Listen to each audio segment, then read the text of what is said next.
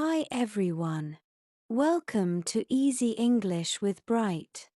Today, I'm teaching you 10 everyday English expressions that will make your English sound natural and fluent. Let's dive in. 1. It's up to you. This means the decision is yours. For example, should we go to the park or the mall? It's up to you. 2. I'm feeling under the weather. This means you're not feeling well. For example, I won't be joining the meeting today. I'm feeling under the weather. 3. Better late than never. This means it's good to do something late rather than not at all. For example, sorry for being late, but here's your gift.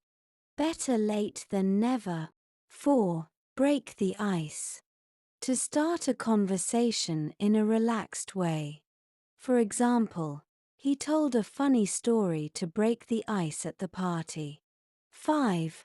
Call it a day. To stop working for the day. For example, we've finished most of the tasks. Let's call it a day. 6. Hang in there.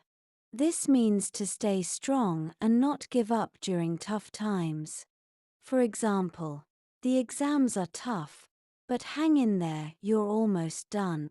7. Cut to the chase. This means to get straight to the main point. For example, we don't have much time, so let's cut to the chase. 8. A piece of cake. This means something is very easy. For example, the homework was a piece of cake. I finished it quickly. 9. Let the cat out of the bag. To accidentally reveal a secret. For example, we planned a surprise party, but he let the cat out of the bag. 10. Hit the nail on the head. To do or say something exactly right.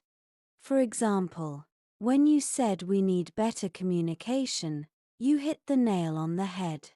These 10 everyday expressions you can start using today. They'll help you sound more fluent in English. Which expression was your favorite? Let me know in the comments below. Don't forget to like this video, share it with your friends, and subscribe to Easy English with Bright. See you next time.